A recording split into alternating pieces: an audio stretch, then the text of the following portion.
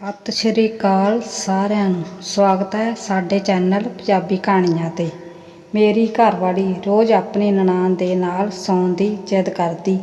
ਜੇ ਮੈਂ ਉਹਨਾਂ ਨੂੰ ਕਮਰੇ ਵਿੱਚ ਲੈ ਕੇ ਆਉਂਦਾ ਤਾਂ ਉਹ ਉੱਚੀ ਉੱਚੀ ਰੋਣ ਲੱਗ ਜਾਂਦੀ ਅਤੇ ਮਜਬੂਰ ਹੋ ਕੇ ਮੈਨੂੰ ਉਸ ਨਨਾਣ ਦੇ ਕਮਰੇ ਵਿੱਚ ਭੇਜਣਾ ਪੈਂਦਾ।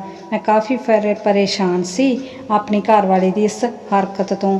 ਆਪਣੀ ਘਰਵਾਲੀ ਦੀ ਇਸ ਹਰਕਤ ਤੋਂ ਪਰੇਸ਼ਾਨ ਮੈਂ ਇੱਕ ਦਿਨ ਆਪਣੀ ਭੈਣ ਨੂੰ ਆਪਣੇ ਕਮਰੇ ਵਿੱਚ ਸਵਾ ਲਿਆ। ਜਿੱਦਾਂ ਹੀ ਮੇਰੀ ਘਰਵਾਲੀ ਆਪਣੀ ਨਨਾਣ ਦੇ ਕਮਰੇ ਵਿੱਚ ਗਈ ਅਤੇ ਮੈਂ ਭੈਣ ਦੇ ਕੱਪੜੇ ਪਾ ਕੇ ਕਮਰੇ ਵਿੱਚ ਗਿਆ, ਮੇਰੇ ਪੈਰਾਂ ਥੱਲੋਂ ਜ਼ਮੀਨ ਨਿਕਲ ਗਈ।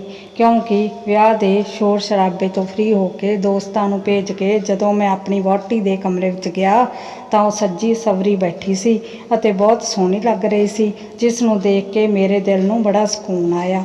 ਕਿਉਂਕਿ ਹੁਣ ਤੱਕ ਮੈਂ ਸਿਰਫ ਉਸ ਦੀ ਫੋਟੋ ਵੇਖੀ ਸੀ, ਕਿਉਂਕਿ ਮੈਂ ਉਸਨੂੰ ਕਦੇ ਕੰਮ ਦੇ ਸਾਹਮਣੇ ਨਹੀਂ ਦੇਖਿਆ ਸੀ ਅਤੇ ਉਸ ਨੂੰ ਆਪਣੇ ਸਾਹਮਣੇ ਦੇਖ ਕੇ ਮੇਰੇ ਦਿਲ ਨੂੰ ਬੜੀ ਖੁਸ਼ੀ ਹੋਈ ਸੀ। ਕਿਉਂਕਿ ਜਿੰਨੀ ਸੋਹਣੀ ਫੋਟੋ ਤਸਵੀਰ ਵਿੱਚ ਲੱਗ ਰਹੀ ਸੀ, ਉਸ ਤੋਂ ਕਿਤੇ ਹੀ ਜ਼ਿਆਦਾ ਸੋਹਣੀ ਉਹ ਸਾਹਮਣੇ ਲੱਗ ਰਹੀ ਸੀ। ਅੱਜ ਤਾਂ ਮੰਨੋ ਜਿਵੇਂ ਉਸ ਦੇ ਹੁਸਨ ਨਾਲ ਮੇਰਾ ਕਤਲ ਕਰ ਦੇਵੇਗੀ। ਮੇਰਾ ਕਮਰਾ ਫੁੱਲਾਂ ਨਾਲ ਬੜਾ ਸੋਹਣਾ ਸਜਾਇਆ ਗਿਆ ਸੀ। ਇਹ ਮੇਰੀ ਘਰਵਾਲੀ ਛੋਟੀ ਭੈਣ ਅਨਿਆ ਨੇ ਛਾਇਆ ਸੀ, ਜਿਸ ਦੀ ਉਮਰ 22 ਸਾਲ ਦੀ ਸੀ। ਮੇਰੀ ਭੈਣ ਅਨਿਆ ਵਿਆਹ ਵਿੱਚ ਬਹੁਤ ਜ਼ਿਆਦਾ ਖੁਸ਼ ਨਜ਼ਰ ਆ ਰਹੀ ਸੀ, ਕਿਉਂਕਿ ਉਸ ਦਾ ਇਕੱਲਾ ਭਰਾ ਹੀ ਸੀ। ਕੀ ਸੀ, ਮੈਂ ਪਿੰਡ ਦੇ ਸਰਪੰਚ ਦਾ ਇਕੱਲਾ ਮੁੰਡਾ ਸੀ ਅਤੇ ਸਾਰੀ ਜ਼ਮੀਨ ਜਾਇਦਾਦ ਕੋਠੀ ਦਾ ਇਕੱਲਾ ਮਾਲਕ ਸੀ।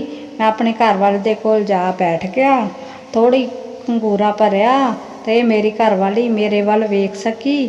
ਮੇਰੇ ਘਰਵਾਲੀ ਨੇ ਨਜ਼ਰ ਨੀਵੀਂ ਕਰੀ ਬੈਠੀ ਸੀ ਅਤੇ ਮੇਰੇ ਕਮਰੇ ਵਿੱਚ ਜਾਣ ਤੋਂ ਬਾਅਦ ਵੀ ਉਸਨੇ ਨਜ਼ਰਾਂ ਨਹੀਂ ਉਠਾਈਆਂ। ਅਤੇ ਮੈਂ ਉਸਨੂੰ ਕਿਹਾ ਕਿ ਲਾਲ ਸੂਹੇ ਜੋੜੇ ਵਿੱਚ ਤੂੰ ਬਹੁਤ ਸੋਹਣੀ ਲੱਗ ਰਹੀ ਹੈ।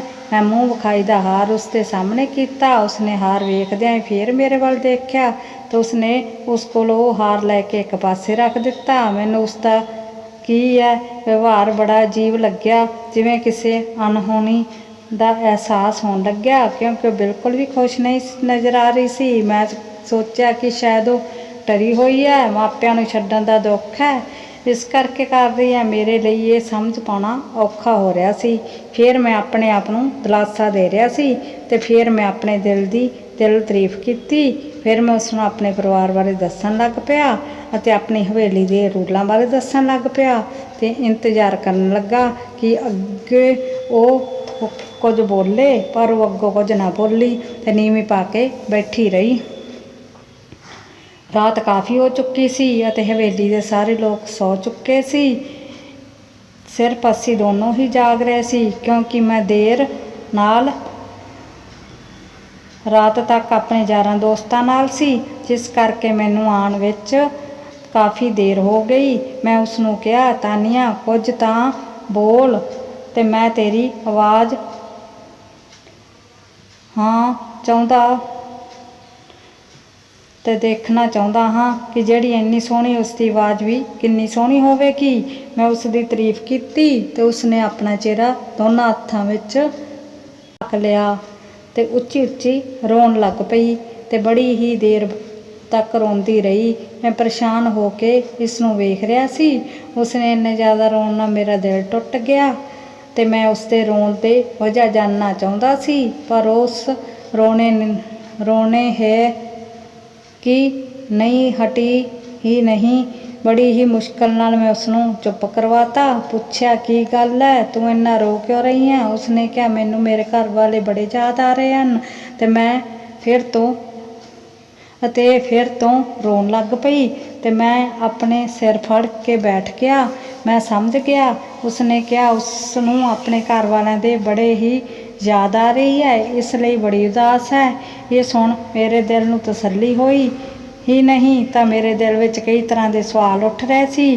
ਕਿਤੇ ਉਹ ਕਿਸੇ ਹੋਰ ਨੂੰ ਨਹੀਂ ਪਸੰਦ ਕਰਦੀ, ਕਿਸੇ ਹੋਰ ਨਾਲ ਵਿਆਹ ਤਾਂ ਨਹੀਂ ਕਰਵਾਉਣਾ ਚਾਹੁੰਦੀ, ਪਰ ਹੁਣ ਮੈਂ ਸਮਝ ਗਿਆ ਸੀ ਕਿ ਉਹ ਮਾਪਿਆਂ ਕਰਕੇ ਰੋ ਰਹੀ ਸੀ। ਅਤੇ ਫਿਰ ਮੈਂ ਉਸਨੂੰ ਪਾਣੀ ਪਿਆਇਆ ਅਤੇ ਚੁੱਪ ਕਰਵਾਇਆ। ਫਿਰ ਉਸਨੇ ਅੱਗੋਂ ਫਰਮਾਇਸ਼ ਕਰਤੀ ਕਿ ਮੈਂ ਉਸਦੀ ਫਰਮਾਇਸ਼ ਸੁਣ ਕੇ ਹੈਰਾਨ ਹੋ ਗਿਆ ਕਿ ਉਹ ਐਵੇਂ ਕਿਉਂ ਕਰ ਰਹੀ ਹੈ। ਇਸ ਤਰ੍ਹਾਂ ਜਿੱਦ ਕੋਈ ਵਹੁਟੀ ਨਹੀਂ ਕਰਦੀ ਜਿਹੜੀ ਉਹ ਕਰ ਰਹੀ ਸੀ। ਮੈਂ ਅੰਨਿਆਂ ਦੇ ਕਮਰੇ ਵਿੱਚ ਹੀ ਸੋਣਾ ਹੈ। ਇਸ ਨੇ ਮੇਰੀ ਛੋਟੀ ਭੈਣ ਅੰਨਿਆਂ ਦਾ ਨਾਮ ਲੈਂਦੇ ਹੋਏ ਕਿਹਾ, ਜੋ ਕਿ ਉਸਦੀ ਹਮਸਫ਼ਰ ਉਮਰ ਸੀ। ਤੇ ਹੈਰਾਨੀ ਮੈਨੂੰ ਉਸ ਵੇਲੇ ਹੋਈ, ਕਿਉਂਕਿ ਉਸ ਨੂੰ ਜਾਣਦਾ ਵੀ ਨਹੀਂ ਸੀ ਤੇ ਨਾ ਹੀ ਉਹਨਾਂ ਦੀ ਆਪਸ ਵਿੱਚ ਕੋਈ ਦੋਸਤੀ ਸੀ। ਅਸੀਂ ਦੋਨੋਂ ਹੀ ਇੱਕ ਦੂਸਰੇ ਤੋਂ ਅਣਜਾਣ ਪਰਿਵਾਰ ਸੀ। ਦੂਰ ਤੱਕ ਸਾਡੀ ਆਪਸ ਵਿੱਚ ਕੋਈ ਰਿਸ਼ਤੇਦਾਰੀ ਨਹੀਂ ਸੀ। ਮੈਂ ਉਸ ਨੂੰ ਕਿਹਾ, ਜੇ ਮੈਂ ਤੈਨੂੰ ਅੰਨਿਆਂ ਦੇ ਕਮਰੇ ਵਿੱਚ ਲੈ ਕੇ ਜਾਵਾਂ ਤਾਂ ਸਾਰੀ ਹਵੇਲੀ ਰੌਲਾ ਪੈ ਜਾਵੇਗਾ ਕਿ ਇੱਕ ਨਵ-ਵਿਆਹੀ ਵਹੁਟੀ ਆਪਣੀ ਨਨਾਣ ਦੇ ਕਮਰੇ ਵਿੱਚ ਕਿਉਂ ਗਈ। ਕੀ ਕੁਝ ਤਾਂ ਮੇਰੀ ਇੱਜ਼ਤ ਦਾ ਖਿਆਲ ਕਰ। ਮੈਂ ਉਸ ਨੂੰ ਬੜੇ ਪਿਆਰ ਨਾਲ ਸਮਝਾਉਣਾ ਚਾਹਿਆ ਤਾਂ ਉਹ ਇੱਕ ਵਾਰ ਫਿਰ ਉੱਚੀ ਉੱਚੀ ਰੋਣ ਲੱਗ ਪਈ। ਉਸ ਦੀ ਇਹ ਹਾਲਤ ਦੇਖ ਕੇ ਮੈਂ ਫਿਰ ਬੜਾ ਪਰੇਸ਼ਾਨ ਹੋ ਗਿਆ। ਮਜਬੂਰ ਹੋ ਕੇ ਮੈਨੂੰ ਉਸਦੀ ਜਿੱਦ ਅੱਗੇ ਹਾਰ ਮੰਨਣੀ ਪਈ ਤੇ ਮੈਂ ਅੰਨਿਆਂ ਨੂੰ ਫੋਨ ਕੀਤਾ ਕਿ ਉਸ ਨੂੰ ਆਪਣੇ ਕਮਰੇ ਵਿੱਚ ਬੁਲਾਏ ਅਤੇ ਥੋੜ੍ਹੀ ਹੀ ਦੇਰ ਵਿੱਚ ਅੰਨਿਆਂ ਬੜੀ ਪਰੇਸ਼ਾਨ ਹੋਈ ਮੇਰੇ ਦਰਵਾਜ਼ੇ 'ਤੇ ਖੜ੍ਹੀ ਸੀ ਤੇ ਮੈਂ ਉਸ ਨੂੰ ਅੰਦਰ ਆਉਣ ਨੂੰ ਕਿਹਾ। ਉਸਨੇ ਮੈਨੂੰ ਕਿਹਾ, ਵੀਰ ਕੀ ਗੱਲ ਹੈ, ਸਭ ਕੁਝ ਠੀਕ ਹੈ? ਅੰਨਿਆਂ ਨੇ ਪਰੇਸ਼ਾਨ ਹੁੰਦੇ ਮੈਨੂੰ ਪੁੱਛਿਆ। ਸਭ ਕੁਝ ਠੀਕ ਹੈ। ਤੇ ਮੈਂ ਉਸ ਨੂੰ ਕਿਹਾ ਕਿ ਤੇਰੀ ਭਾਬੀ ਦੀ ਤਬੀਅਤ ਠੀਕ ਨਹੀਂ, ਇਹ ਤੇਰੇ ਕਮਰੇ ਵਿੱਚ ਸੌਣਾ ਚਾਹੁੰਦੀ ਹੈ। ਤੂੰ ਤਾਂ ਉਸ ਨੂੰ ਆਪਣੇ ਕਮਰੇ ਵਿੱਚ ਲੈ ਜਾ, ਪਰ ਇਸ ਗੱਲ ਦਾ ਧਿਆਨ ਰੱਖੀ ਕਿ ਹਵੇਲੀ ਵਿੱਚ ਕਿਸੇ ਨੂੰ ਇਸ ਗੱਲ ਦਾ ਪਤਾ ਨਾ ਲੱਗਣਾ ਚਾਹੀਦਾ। ਸਵੇਰ ਹੋਣ ਤੋਂ ਪਹਿਲਾਂ ਉਸ ਨੂੰ ਮੇਰੇ ਕਮਰੇ ਵਿੱਚ ਲਿਆ ਕੇ ਬਿਠਾ ਦੇਵੀਂ।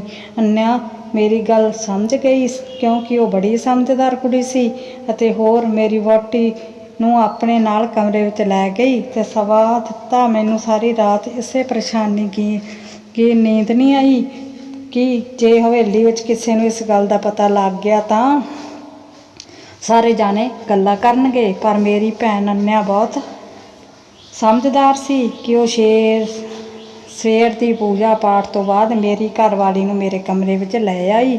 ਉਸ ਨੂੰ ਦੇਖ ਕੇ ਇਸ ਤਰ੍ਹਾਂ ਲੱਗ ਰਿਹਾ ਸੀ ਕਿ ਉਹ ਮੇਰੇ ਕਮਰੇ ਵਿੱਚ ਆਉਣਾ ਹੀ ਨਹੀਂ ਚਾਹੁੰਦੀ ਸੀ, ਕਿਸ ਲਈ ਸਵੇਰੇ ਹੀ ਆਪਣੇ ਕਮਰੇ ਵਿੱਚੋਂ ਨਿਕਲ ਗਿਆ ਤੇ ਮੈਂ ਉਸ ਨੂੰ ਆਪਣੀ ਜ਼ਿੰਦਗੀ ਵਿੱਚ ਬੜੇ ਹਵੇਲੀ ਵਿੱਚ ਘੁਲਣ ਮਿਲਣ ਦਾ ਸਮਾਂ ਦੇਣਾ ਚਾਹੁੰਦਾ ਸੀ। ਪਰ ਇਹ ਪਹਿਲੀ ਵਾਰ ਨਹੀਂ ਸੀ। ਉਹ ਹੁਣ ਰੋਜ਼ ਇੱਦਾਂ ਹੀ ਹੋਣ ਲੱਗਿਆ। ਉਹ ਰੋਜ਼ ਰਾਤ ਨੂੰ ਰੋਣ ਲੱਗ ਜਾਂਦੀ ਤੇ ਕਹਿਣ ਲੱਗਦੀ ਕਿ ਮੈਂ ਅੰਨਿਆਂ ਦੇ ਕਮਰੇ ਵਿੱਚ ਸੌਣਾ ਹੈ ਤੇ ਮਜਬੂਰ ਹੋ ਕੇ ਮੈਨੂੰ ਉਸਦੀ ਗੱਲ ਮੰਨਣੀ ਪੈਂਦੀ। ਲੈ ਬਹੁਤ ਪਰੇਸ਼ਾਨ ਰਹਿਣ ਲੱਗੀ ਤੇ ਕਿ ਮੇਰੇ ਨਾਲ ਇੱਦਾਂ ਕਿਉਂ ਹੋ ਰਿਹਾ ਹੈ ਤੇ ਮੇਰੀ ਨਵੀਂ ਵਿਆਹੀ ਘਰਵਾਲੀ ਇੱਦਾਂ ਕਿਉਂ ਕਰ ਰਹੀ ਹੈ। ਮੈਂ ਪਰੇਸ਼ਾਨ ਰਹਿਣ ਲੱਗ ਪਿਆ ਤੇ ਜੇ ਮੈਂ ਚਾਹੁੰਦਾ ਹਾਂ ਤਾਂ ਉਸ ਉੱਪਰ ਗੁੱਸਾ ਕਰ ਸਕਦਾ ਸੀ, ਪਰ ਮੇਰਾ ਸੁਭਾਅ ਬਿਲਕੁਲ ਵੀ ਗੁੱਸੇ ਵਾਲਾ ਨਹੀਂ ਸੀ। ਮੈਂ ਬਚਪਨ ਤੋਂ ਹੀ ਇੱਕ ਭੋਲਾ ਭਾਲਾ ਬੱਚਾ ਸੀ ਤੇ ਵੱਡਾ ਹੋਇਆ ਤੇ ਇੱਕ ਸ਼ਾਂਤ ਸੁਭਾਅ ਇਨਸਾਨ ਬਣ ਗਿਆ। ਮੈਂ ਕਿਸੇ ਦਾ ਨਾਲ ਵੀ ਗੁੱਸੇ ਨਹੀਂ ਹੁੰਦਾ, ਭਾਵੇਂ ਉਹ ਮੇਰੀ ਘਰਵਾਲੀ ਹੀ ਕਿਉਂ ਨਾ ਹੋਵੇ। ਮੈਂ ਤਾਂ ਅੱਜ ਤੱਕ ਕਿਸੇ ਜਾਨਵਰ ਨੂੰ ਵੀ ਕੁਝ ਨਹੀਂ ਕਿਹਾ ਸੀ। ਇਨਸਾਨ ਤਾਂ ਦੂਰ ਦੀ ਗੱਲ ਹੈ, ਇੱਥੋਂ ਤੱਕ ਕਿ ਮੇਰੇ ਘਰ ਕੁੱਤਾ ਜਾਂ ਬਿੱਲੀ ਕੋਈ ਪੰਛੀ ਵੀ ਆ ਜਾਂਦਾ ਤਾਂ ਮੈਂ ਉਸ ਨੂੰ ਵੀ ਕੁਝ ਨਹੀਂ ਕਹਿੰਦਾ ਸੀ ਤੇ ਤਾਈਓ ਤਾਂ ਫਿਰ ਵੀ ਮੇਰੀ ਘਰਵਾਲੀ ਸੀ, ਉਸ ਦਾ ਖਿਆਲ ਰੱਖਣਾ ਤਾਂ ਮੇਰਾ ਫਰਜ਼ ਬਣਦਾ ਸੀ। ਕਾਫੀ ਦੇਰ ਐਵੇਂ ਲੰਘ ਗਏ। ਮੈਨੂੰ ਮਹਿਸੂਸ ਹੋਣ ਲੱਗਾ ਪਿਆ ਸੀ ਕਿ ਮੇਰੀ ਸ਼ਰੀਫੀ ਦਾ ਨਜਾਇਜ਼ ਫਾਇਦਾ ਉਠਾਇਆ ਜਾ ਰਿਹਾ ਹੈ। ਇੱਕ ਦਿਨ ਮੈਂ ਉਸ ਨੂੰ ਸਮਝਾਇਆ ਕਿ ਦੇਖ ਤਾਨੀਆ, ਤੇਰੇ ਜਜ਼ਬਾਤ ਤੇ ਸੱਸ ਦੀ ਕਦਰ ਹੈ। ਮੈਂ ਤੇਰੀ ਬੇਇੱਜ਼ਤੀ ਨਹੀਂ ਕਰਨਾ ਚਾਹੁੰਦਾ, ਪਰ ਤੂੰ ਇਸ ਤਰ੍ਹਾਂ ਜ਼ਿੰਦਗੀ ਨਹੀਂ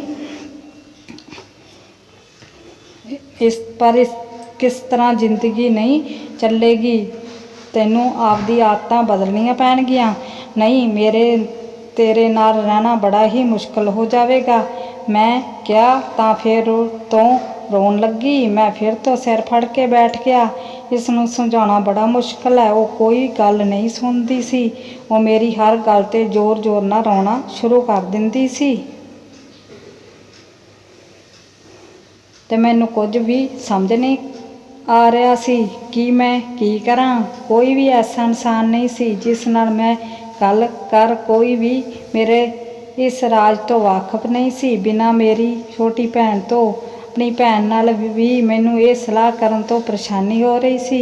ਮੈਨੂੰ ਮਹਿਸੂਸ ਹੋਇਆ ਕਿ ਮੇਰੀ ਛੋਟੀ ਭੈਣ ਅੰਨਿਆਂ ਦੀ ਇਸ ਗੱਲ ਤੋਂ ਬੜਾ ਪਰੇਸ਼ਾਨ ਹੋ ਨਹੀਂ ਸੀ ਸਕਦੀ। ਉਹ ਵੀ ਇਸ ਗੱਲ ਨੂੰ ਜਾਣਦੀ ਸੀ, ਪਰ ਉਹ ਉਸ ਨੂੰ ਕੁਝ ਵੀ ਨਹੀਂ ਕਹਿ ਸਕਦੀ ਸੀ। ਪਰ ਉਸ ਦੀ ਵੀ ਜ਼ਿੰਦਗੀ ਖਰਾਬ ਹੋ ਚੁੱਕੀ ਸੀ। ਪਰ ਉਸ ਤੋਂ ਕੁਝ ਦਿਨ ਬਾਅਦ ਹੀ ਕਹਿਣ ਲੱਗਿਆ ਕਿ ਤਾਨਿਆ ਨੇ ਅੰਨਿਆਂ ਵਿੱਚ ਕੁਝ ਰਾਜ ਦੀ ਗੱਲ ਜ਼ਰੂਰ ਸੀ ਜਿਸ ਤੋਂ ਮੈਂ ਬੇਖਬਰ ਸੀ, ਪਰ ਮੈਨੂੰ ਸਮਝ ਆ ਗਈ ਸੀ ਕਿ ਉਹਨਾਂ ਦੋਵਾਂ ਵਿੱਚ ਕੋਈ ਰਾਜ ਦੀ ਗੱਲ ਜ਼ਰੂਰ ਹੈ।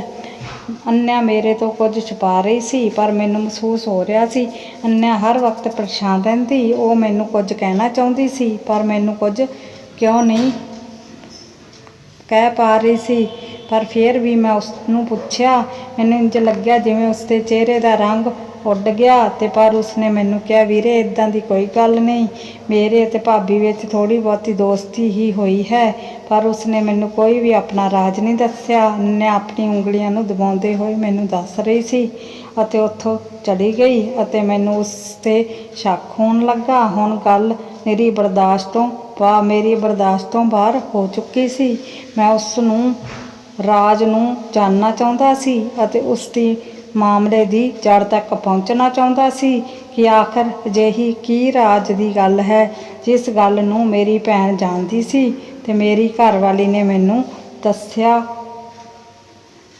ਸੀ। ਹੁਣ ਮੈਂ ਫੈਸਲਾ ਕਰ ਲਿਆ ਸੀ ਕਿ ਮੈਂ ਹੁਣ ਇੱਕ ਪਲਾਨ ਤਿਆਰ ਕਰਾਂਗਾ ਜਿਸ ਰਾਜ ਨੂੰ ਜਾਣਨ ਲਈ। ਮੈਂ ਦਿਲ ਵਿੱਚ ਫੈਸਲਾ ਕਰ ਚੁੱਕਿਆ ਸੀ। ਮੈਂ ਇੱਕ ਰਾਤ ਤਾਨਿਆ ਨੂੰ ਕਿਹਾ ਕਿ ਉਹ ਅੱਜ ਮੇਰੇ ਕਮਰੇ 'ਚ ਸੌ ਜਾਵੇ ਕਿਉਂਕਿ ਅੱਜ ਮੈਂ ਸ਼ਹਿਰ ਚੱਲਿਆ ਹਾਂ ਕਿਸੇ ਕੰਮ ਤੋਂ। ਇਸ 'ਤੇ ਅੰਨਿਆ ਨੇ ਕਿਹਾ ਕਿ ਵੀਰੇ ਮੈਂ ਤਾਂ ਆਪਣੇ ਕਮਰੇ ਵਿੱਚ ਹੀ ਜਾਵਾਂਗੀ, ਜੇ ਤੈਨੂੰ ਕੋਈ ਪਰੇਸ਼ਾਨੀ ਨਾ ਹੋਵੇ ਤਾਂ ਤੂੰ ਆਪਣੇ ਕਮਰੇ ਨੂੰ ਤਾਲਾ ਮਾਰ ਸਕਦਾ। ਇਸ ਗੱਲ 'ਤੇ ਮੈਂ ਵੀ ਹਾਂ ਅੰਨਿਆ ਨੂੰ ਸਖਤੀ ਨਾਲ ਡਾਂਟ ਦਿੱਤਾ। ਦੇਖ ਅੰਨਿਆ, ਜਿਵੇਂ ਮੈਂ ਕਹਿੰਦਾ ਹਾਂ ਉਵੇਂ ਹੀ ਕਰ, ਮੈਨੂੰ ਜ਼ਿਆਦਾ ਸਵਾਲ ਜਵਾਬ ਨਾ ਕਰ। ਜ਼ਿੰਦਗੀ ਵਿੱਚ ਮੈਂ ਪਹਿਲੀ ਵਾਰ ਅੰਨਿਆ ਨਾਲ ਇਸ ਤਰ੍ਹਾਂ ਡਾਂਟ ਕੇ ਗੱਲ ਕੀਤੀ ਜਿਸ 'ਤੇ ਉਹ ਹੈਰਾਨ ਹੋ ਗਈ ਅਤੇ ਫਿਰ ਉਸਨੇ ਮੇਰੀ ਗੱਲ ਮੰਨ ਲਈ।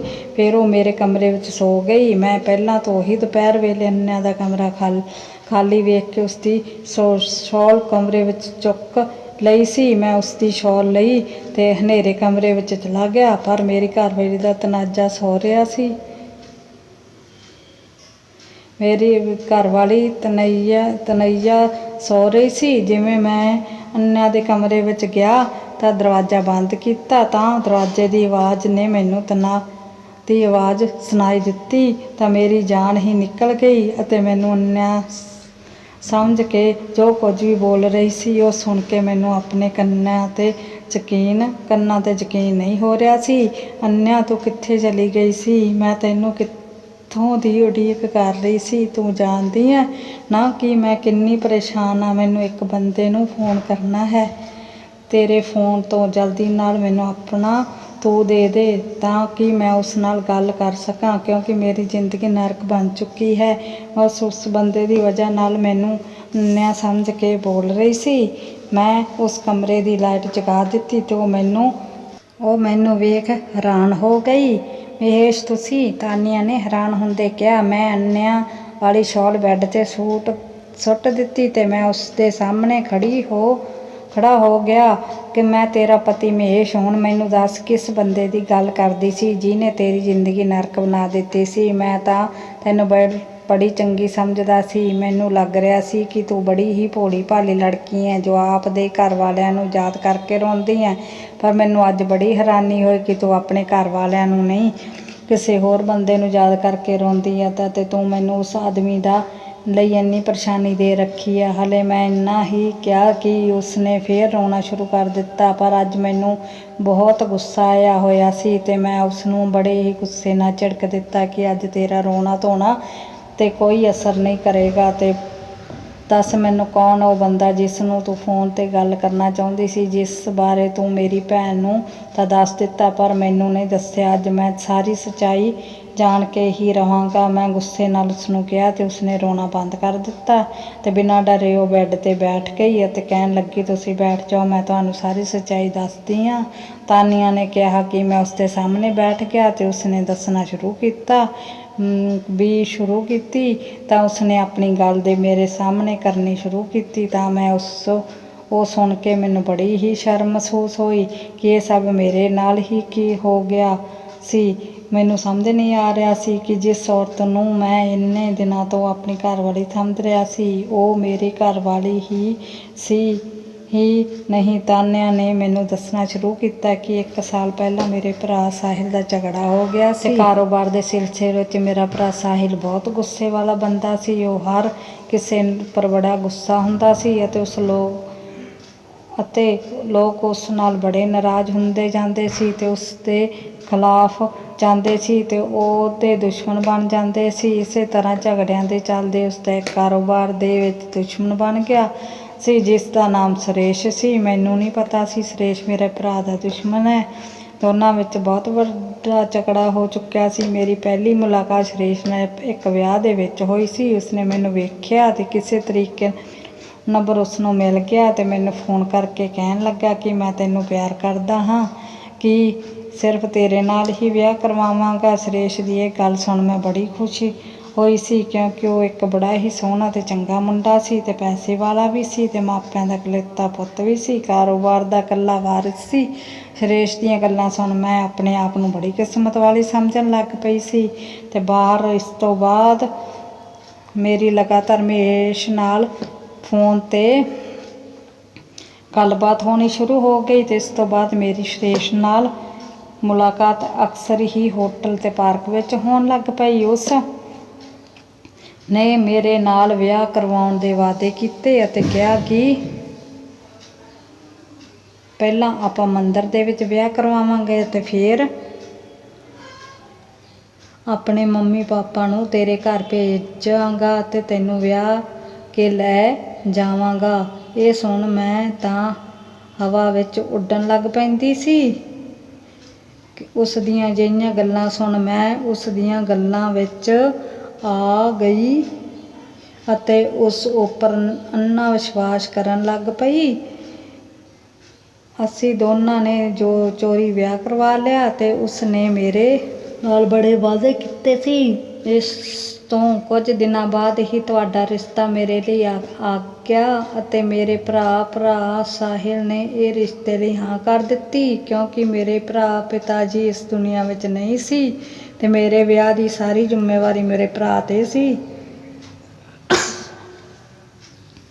ਮੇਰੇ ਘਰ ਵਿੱਚ ਸਿਰਫ ਮੇਰਾ ਭਰਾ ਹੀ ਮੇਰੇ ਮਾਂ ਰਹਿੰਦੀ ਸੀ। ਸਾਹਿਲ ਨੂੰ ਬੜਾ ਲਾਲਚ ਸੀ ਮੇਰੇ ਰਿਸ਼ਤੇ ਕਿਸੇ ਵੱਡੇ ਘਰ ਵਿੱਚ ਕਰਨ ਦਾ ਤਾਂ ਕਿ ਉਸ ਦਾ ਕਾਰੋਬਾਰ ਵੀ ਦਿਨੋਂ ਦਿਨ ਵੱਧਦਾ ਰਹੇ। ਇਹ ਰਿਸ਼ਤਾ ਕਰਕੇ ਉਹ ਬਹੁਤ ਜ਼ਿਆਦਾ ਖੁਸ਼ ਸੀ ਪਰ ਮੇਰੇ ਲਈ ਇਹ ਗੱਲ ਬਹੁਤ ਮੁਸ਼ਕਲ ਸੀ ਕਿਉਂਕਿ ਮੇਰੇ ਤਾਂ ਵਿਆਹ ਹੋ ਚੁੱਕਿਆ ਸੀ ਮਹੇਸ਼ ਨਾਲ ਅਤੇ ਮੈਂ ਬੜੀ ਪਰੇਸ਼ਾਨ ਹੋ ਗਈ ਸੀ। ਇੱਥੋਂ ਤੱਕ ਕਿ ਜਦੋਂ ਮੇਰਾ ਵਿਆਹ ਦਾ ਦਿਨ ਨਜ਼ਦੀਕ ਸੀ, ਹੁਣ ਸਿਰਫ 4 ਦਿਨ ਹੀ ਰਹਿ ਚੁੱਕੇ ਸੀ ਮੇਰੇ ਵਿਆਹ ਵਿੱਚ, ਤਾਂ ਮੈਂ ਸਾਹਿਲ ਨੂੰ ਰਾਤ ਨੂੰ ਹੀ ਫੋਨ ਕਰਕੇ ਕਹਿ ਦਿੱਤਾ ਕਿ ਆਪਾਂ ਘਰੋਂ ਭੱਜ ਜਾਂਦੇ ਹਾਂ, ਇਹ ਕੋਲ ਹੋਰ ਕੋਈ ਰਸਤਾ ਨਹੀਂ। ਤੇ ਮੈਂ ਬਗੈਰ ਕੁਝ ਸੋਚੇ ਸਮਝੇ ਤੋਂ ਉਸ ਦੇ ਪਿਆਰ ਵਿੱਚ ਅੰਨੀ ਹੋ ਚੁੱਕੀ ਸੀ ਅਤੇ ਮੈਂ ਰਾਤੋਂ ਰਾਤ ਸਾਰੀ ਪੈਕਿੰਗ ਕਰ ਉਸ ਦੇ ਨਾਲ ਭੱਜਣ ਦੀ ਤਿਆਰੀ ਕਰ ਚੁੱਕੀ ਸੀ। ਮੈਨੂੰ ਕਿਸੇ ਗੱਲ ਦੀ ਕੋਈ ਪਰਵਾਹ ਨਹੀਂ ਸੀ ਕਿਉਂਕਿ ਮੈਂ ਜਾਣਦੀ ਸੀ ਮੇਰੇ ਘਰ ਤੋਂ ਜਾਣ ਤੋਂ ਬਾਅਦ ਘਰ ਵਿੱਚ ਭੁਚਾਲ ਆ ਜਾਣਾ ਤੇ ਮੈਂ ਇਹ ਵੀ ਜਾਣਦੀ ਸੀ ਕਿ ਮੇਰੇ ਭਰਾ ਬਹੁਤ ਜ਼ਿਆਦਾ ਗੁੱਸੇ ਵਾਲਾ ਹੈ। ਜਦੋਂ ਉਸ ਨੂੰ ਪਤਾ ਲੱਗੇ ਤਾਂ ਉਹ ਮੇਰਾ ਬੜਾ ਬੁਰਾ ਹਾਲ ਕਰੇਗਾ, ਪਰ ਮੈਨੂੰ ਪੂਰਾ ਯਕੀਨ ਸੀ ਮੇਰੇ ਪਿਆਰ ਸਾਹਿਲ ਮੇਰੇ ਨਾਲ ਹੈ ਕਿਉਂਕਿ ਉਹ ਬੜੇ ਬਾਪ ਦਾ ਬੇਟਾ ਹੈ। ਤੇ ਮੈਂ ਰਾਤ ਨੂੰ ਹੀ ਆਪਣੇ ਘਰੋਂ ਨਿਕਲ ਗਈ, ਸਾਹਿਲ ਦੇ ਦੱਸੇ ਹੋਏ ਪਤੇ 'ਤੇ ਪਹੁੰਚ ਗਈ ਪਰ ਉਸ ਥਾਂ 'ਤੇ ਨਹੀਂ ਆਇਆ। ਵਾਰ-ਵਾਰ ਉਸ ਨੂੰ ਫੋਨ ਕਰਨ 'ਤੇ ਉਸ ਦਾ ਨੰਬਰ ਬਿਜੀ ਆ ਰਿਹਾ ਸੀ। ਉਸ ਤੋਂ ਬਾਅਦ ਉਸ ਨੇ ਮੇਰਾ ਫੋਨ ਚੁੱਕਿਆ ਅਤੇ ਮੈਂ ਉਸ ਨੂੰ ਕਿਹਾ ਕਿ ਤੂੰ ਮੈਨੂੰ ਲੈਣ ਆ ਜਾ। ਇਹ ਸੁਣ ਬੜੇ ਜ਼ੋਰ ਨਾਲ ਹੱਸਣ ਲੱਗ ਪਿਆ ਅਤੇ ਇਹ ਸੁਣ ਮੇਰੀ ਰੂਹ ਕੰਬ ਗਈ। ਜਿਸ ਤੋਂ ਬਾਅਦ ਉਸ ਨੇ ਫਿਰ ਮੈਨੂੰ ਇੱਦਾਂ ਹੀ ਗੱਲ ਦੱਸੀ ਜਿਸ ਤੋਂ ਬਾਅਦ ਮੇਰੇ ਹੋਸ਼ ਹੀ ਉੱਡ ਗਏ ਕਿ ਤੇਰੇ ਭਰਾ ਨੇ ਮੇਰੇ ਨਾਲ ਦੁਸ਼ਮਣੀ ਕਰਕੇ ਚੰਗੀ ਨਹੀਂ ਕੀਤੀ। ਵਪਾਰ ਦੇ ਮਾਮਲੇ ਵਿੱਚ ਨਿੱਕੀ ਜਿਹੀ ਗੱਲ 'ਤੇ ਉਸਨੇ ਮੈਨੂੰ ਫੈਕਟਰੀ ਦੇ ਬੰਦਿਆਂ ਸਾਹਮਣੇ ਜਲੀਲ ਕੀਤਾ ਤੇ ਬੜੀ ਬੇਇੱਜ਼ਤੀ ਕੀਤੀ, ਜਿਸ ਦਾ ਬਦਲਾ ਲੈਣ ਲਈ ਮੈਂ ਤੇਰੇ ਨਾਲ ਪਿਆਰ ਦਾ ਨਾਟਕ ਕੀਤਾ। ਸਾਰਾ ਕੁਝ ਮੈਂ ਤੇਰੇ ਪਰ ਨਾਲ ਬਦਲਾ ਲੈਣ ਲਈ ਕੀਤਾ ਕਿ ਇਹ ਕਹਿ ਕੇ ਉਸਨੇ ਫੋਨ ਕੱਟ ਦਿੱਤਾ। ਇਹ ਸੁਣ ਮੈਂ ਬੇਹੋਸ਼ ਹੋ ਕੇ ਉਸੇ ਥਾਂ 'ਤੇ ਡਿੱਗ ਪਈ। ਜਦੋਂ ਮੈਂ ਹੋਸ਼ ਜਾਗ ਆਇਆ ਤਾਂ ਮੈਂ ਆਪਣੇ ਕਮਰੇ ਵਿੱਚ ਹੀ ਪਈ ਸੀ ਤੇ ਮੇਰਾ ਭਰਾ ਮੇਰੇ ਸਾਹਮਣੇ ਗੁੱਸੇ ਨਾਲ ਵੇਖ ਰਿਹਾ ਸੀ। ਮੈਂ ਉਸਨੂੰ ਸ਼ਾਇਦ ਰਾਤ ਨੂੰ ਹੀ ਮੇਰੇ ਘਰੋਂ ਭੱਜਣ ਦੀ ਖਬਰ ਮਿਲ ਗਈ ਸੀ ਤੇ ਮੇਰੇ ਭਰਾ ਨੇ ਮੈਨੂੰ ਲੱਭਣਾ ਸ਼ੁਰੂ ਕੀਤਾ ਤੇ ਮੈਂ ਬੇਹੋਸ਼ੀ ਦੀ ਹਾਲਤ ਕਰ ਲਈ ਆਈਆਂ, ਬੇਹੋਸ਼ ਵਿੱਚ ਆਉਣ ਦੀ ਉਡੀਕ ਕਰ ਰਿਹਾ ਹੋਸ਼ ਵਿੱਚ ਆਉਣ ਦੀ ਉਡੀਕ ਕਰ ਰਿਹਾ ਸੀ। ਅਤੇ ਤੈਨੂੰ ਕੁਝ ਪਤਾ ਹੈ ਕਿ ਮੈਂ ਤੇਰੇ ਵਿਆਹ ਵਿੱਚ ਸਾਰੀ ਬਰਾਦਰੀ ਨੂੰ ਸੱਦਿਆ ਹੋਇਆ ਹੈ। ਕੀ ਤੈਨੂੰ ਅਹਿਸਾਸ ਹੈ ਕਿ ਤੂੰ ਮੇਰੇ ਨਾਲ ਕੀ ਕਰਨ ਜਾ ਰਹੀ ਸੀ? ਹੁਣ ਮੈਂ ਤੈਨੂੰ ਕਮਰੇ ਵਿੱਚ ਬੰਦ ਕਰ ਦੇਵਾਂਗਾ ਅਤੇ ਤੇਰੇ ਕਮਰੇ ਅੱਗੇ ਮੈਂ ਖੁਦ ਪਹਿਰਾ ਦੇਵਾਂਗਾ। ਅਤੇ ਇਹਨਾਂ ਗੱਲਾਂ ਨੂੰ ਸੁਣ ਕੇ ਮੈਂ ਡਰ ਗਈ। ਉਸਨੇ ਮੇਰੇ ਉੱਪਰ ਹੱਥ ਨਹੀਂ ਚੁੱਕਿਆ ਸੀ। ਫਿਰ ਧਮਕੀ ਵੀ ਦਿੱਤੀ ਕਿ ਉਹ ਮੈਨੂੰ ਮਾਰ ਨਹੀਂ ਸਕਦਾ ਕਿਉਂਕਿ ਮੇਰੇ ਵਿਆਹ ਹੋਣ ਵਾਲਾ ਸੀ ਅਤੇ ਉਹ ਮੈਨੂੰ ਕੁਝ ਵੀ ਨਹੀਂ ਜਾਣਨਾ ਚਾਹੁੰਦਾ ਸੀ। ਅਤੇ ਉਹ ਆਪਣੀ ਇੱਜ਼ਤ ਬਚਾਉਣ ਲਈ ਉਸਨੇ ਆਪਦੇ ਉੱਤੇ ਕਾਬੂ ਕੀਤਾ ਹੋਇਆ ਸੀ। ਉਸਦੀ ਪਹਿਰਾ ਦੇਣ ਵਾਲੀ ਗੱਲ ਨੇ ਮੈਨੂੰ ਡਰਾ ਕੇ ਰੱਖ ਦਿੱਤਾ ਅਤੇ ਮੈਂ ਉਸਨੂੰ ਸਾਰਾ ਕੁਝ ਸੋਚ ਸਮਝ ਕੇ ਦੱਸ ਦਿੱਤਾ। ਸੁਣ, ਮੈਂ ਉਸਨੂੰ ਇਸ ਵਾਰ ਗੁੱਸੇ ਵਿੱਚ ਆ ਗਿਆ। ਜਿਸ ਨਾਲ ਤੂੰ ਪਿਆਰ ਕਰਦੀ ਹੈ ਉਹ ਮੇਰੇ ਸਭ ਤੋਂ ਵੱਡਾ ਦੁਸ਼ਮਣ ਹੈ। ਜੇ ਤੂੰ ਉਸ ਨਾਲ ਚੋਰੀ ਛੁਪੇ ਵਿਆਹ ਹੀ ਕਰਵਾ ਲਿਆ ਤਾਂ 3 ਦਿਨਾਂ ਬਾਅਦ ਤੇਰਾ ਵਿਆਹ ਰੱਖਿਆ ਹੋਇਆ ਹੈ, ਉਸ ਦਾ ਕੀ ਹੋਵੇਗਾ? ਫਿਰ ਮੇਰੇ ਭਰਾ ਗੁੱਸੇ ਨਾਲ ਪੂਰੀ ਤਰ੍ਹਾਂ ਪਾਗਲ ਹੋ ਗਿਆ ਅਤੇ ਉਹ ਸਾਹਿਲ ਦੇ ਘਰ ਗਿਆ ਅਤੇ ਪਤਾ ਲੱਗਿਆ ਕਿ ਉਹ ਤਾਂ ਦੁਬਈ ਚਲਾ ਗਿਆ ਹੈ। ਇਹ ਸੁਣ ਮੇਰੇ ਭਰਾ ਦੀ ਹਾਲਤ ਹੋਰ ਵੀ ਖਰਾਬ ਹੋ ਗਈ। ਕਿਸੇ ਤਰ੍ਹਾਂ ਉਸਨੇ ਸਾਹਿਲ ਨੂੰ ਫੋਨ ਕੀਤਾ, ਗੱਲ ਕੀਤੀ। ਸਾਹਿਲ ਨੇ ਕਿਹਾ ਕਿ ਮੈਂ ਤੇਰੀ ਭੈਣ ਨੂੰ ਤਲਾਕ ਦੇ ਦੇਵਾਂਗਾ ਅਤੇ ਉਸਨੇ ਮੇਰੇ ਭਰਾਵਾਂ ਦੇ ਮਜ਼ਾਕ ਕਰਨਾ ਸ਼ੁਰੂ ਕਰ ਦਿੱਤਾ ਅਤੇ ਕਹਿਣ ਲੱਗਿਆ ਕਿ ਮੈਂ ਤੇਰੀ ਭੈਣ ਨੂੰ ਬਿਲਕੁਲ ਵੀ ਤਲਾਕ ਨਹੀਂ ਦੇਵਾਂਗਾ। ਇਹ ਸੁਣ ਕੇ ਮਾਮਲਾ ਵਿਗੜ ਗਿਆ ਅਤੇ ਅਗਰ ਉਹ ਕਿਸੇ ਹੋਰ ਮੁਲਕ ਵਿੱਚ ਹੁੰਦਾ ਤਾਂ ਕੋਈ ਵੀ ਮਸਲਾ ਹੱਲ ਕੀਤਾ ਜਾ ਸਕਦਾ ਸੀ। ਪਰ ਹੁਣ ਮੇਰੇ ਵਿਆਹ ਦਾ ਵਕਤ ਹੋ ਚੁੱਕਿਆ ਸੀ। ਜਦੋਂ ਮੇਰੇ ਫੇਰੇ ਕਰਵਾਏ ਜਾ ਰਹੇ ਸੀ ਤਾਂ ਵਿਆਹ ਦੇ ਕਾਗਜ਼ ਮੇਰੇ ਅੱਗੇ ਰੱਖੇ ਗਏ ਕਿ ਇਹਨਾਂ ਉੱਪਰ ਸਾਈਨ ਕਰ, ਨਹੀਂ ਤਾਂ ਮੈਂ ਆਪਣੇ ਆਪ ਨੂੰ ਗੋਲੀ ਮਾਰ ਕੇ ਮਾਰ ਲਵਾਂਗਾ। ਇਹ ਸੁਣ ਮੈਂ ਘਬਰਾ ਗਿਆ। ਮੇਰੇ ਭਰਾ ਨੂੰ ਬਹੁਤ ਗੁੱਸਾ ਆ ਗਿਆ। ਜੇਕਰ ਮੈਂ ਉਸ ਵਕਤ ਵਿਆਹ ਵਾਲੇ ਕਾਗਜ਼ 'ਤੇ ਸਾਈਨ ਨਾ ਕਰਦੀ ਤਾਂ ਮੈਨੂੰ ਪੱਕਾ ਯਕੀਨ ਸੀ ਮੇਰਾ ਭਰਾ ਆਪਣੇ ਆਪ ਨੂੰ ਨੁਕਸਾਨ ਪਹੁੰਚਾ ਲਵੇਗਾ। ਹੁਣ ਮੇਰੇ ਕੋਲ ਕੋਈ ਹੋਰ ਰਸਤਾ ਨਹੀਂ ਸੀ ਬਚਿਆ ਅਤੇ ਮੈਂ ਵਿਆਹ ਦੇ ਕਾਗਜ਼ 'ਤੇ ਸਾਈਨ ਕਰ ਦਿੱਤੇ। ਪਰ ਮੇਰਾ ਤਾਂ ਵਿਆਹ ਤਾਂ ਹੋ ਚੁੱਕਿਆ ਹੋਇਆ ਸੀ ਅੱਜ, ਅਤੇ ਮੈਂ ਅੱਜ ਵੀ ਸਾਹਿਲ ਦੀ ਹੀ ਘਰਵਾਲੀ ਸੀ। ਇਸ ਲਈ ਮੈਂ ਅੰਨਿਆਂ ਦੇ ਨਾਲ ਰਾਤ ਨੂੰ ਸੌਂਦੀ ਹਾਂ ਅਤੇ ਮੈਂ ਉਸਨੂੰ ਸਾਰੀਆਂ ਗੱਲਾਂ ਦੱਸੀਆਂ ਹੋਈਆਂ। ਮੈਂ ਅੰਨਿਆਂ ਦੇ ਫੋਨ 'ਤੇ ਸਾਹਿਲ ਨਾਲ ਗੱਲ ਕਰਨਾ ਚਾਹੁੰਦੀ ਤਾਂ ਕਿ ਉਹ ਮੈਨੂੰ ਯਾਦ ਕਰ ਦੇਵੇ, ਕਿਉਂਕਿ ਹੁਣ ਮੇਰੇ ਨਾਲ ਕਿਸੇ ਤਰ੍ਹਾਂ ਦਾ ਕੋਈ ਖਾਸ ਰਿਸ਼ਤਾ ਨਹੀਂ ਸੀ। ਸਿਰਫ ਇੱਕ ਕਾਗਜ਼ 'ਤੇ ਸਾਈਨ ਕਰਕੇ ਉਸ ਨਾਲੋਂ ਆਪਣੇ ਵਿਆਹ ਦਾ ਤਲਾਕ ਲੈਣਾ ਚਾਹੁੰਦੀ ਸੀ। ਇਹ ਸਾਰੀਆਂ ਗੱਲਾਂ ਦੱਸ ਮੇਰੀ ਘਰਵਾਲੀ ਇੱਕ ਵਾਰ ਫਿਰ ਤੋਂ ਜ਼ੋਰ-ਜ਼ੋਰ ਰੋਣ ਲੱਗ ਪਈ। ਉਸ ਦੀ ਕਹਾਣੀ ਸੁਣ ਮੈਂ ਬੜਾ ਦੁਖੀ ਹੋਇਆ ਕਿਉਂਕਿ ਉਹ ਬੜੇ ਹੀ ਨਰਮ ਦਿਲ ਵਾਲਾ ਇਨਸਾਨ ਸੀ। ਜ਼ਿਆਦਾ ਦੇਰ ਤੱਕ ਗੁੱਸਾ ਕਰਨਾ ਮੈਨੂੰ ਨਹੀਂ ਆਉਂਦਾ ਸੀ ਅਤੇ ਉਹ ਬੜੀ ਹੀ ਮਾਸੂਮ ਸੀ, ਬੇਵੱਸ ਸੀ। ਅਤੇ ਇਸ ਤੋਂ ਬਾਅਦ ਜਦੋਂ ਮੈਂ ਉਸਨੂੰ ਪਹਿਲੀ ਵਾਰ ਆਪਣੀ ਵਹੁਟੀ ਦੇ ਰੂਪ 'ਚ ਵੇਖਿਆ ਸੀ ਤਾਂ ਹੁਣ ਮੈਂ ਉਸਨੂੰ ਕਿਸੇ ਵੀ ਕੀਮਤ 'ਤੇ ਛੱਡਣਾ ਨਹੀਂ ਚਾਹੁੰਦਾ ਸੀ। ਫਿਰ ਮੈਂ ਉਸਨੂੰ ਪੁੱਛਿਆ ਕਿ ਤੂੰ ਮੇਰੇ ਨਾਲ ਰਹਿਣਾ ਚਾਹੁੰਦੀ ਹਾਂ ਕਿ ਨਹੀਂ? ਇਹ ਸੁਣ ਕੇ ਉਸਨੇ ਮੇਰੇ ਤੋਂ ਪੁੱਛਿਆ ਕਿ ਤੁਸੀਂ ਮੈਨੂੰ ਦਿਲੋਂ ਅਪਣਾਉਣਾ ਚਾਹੁੰਦੇ ਹੋ?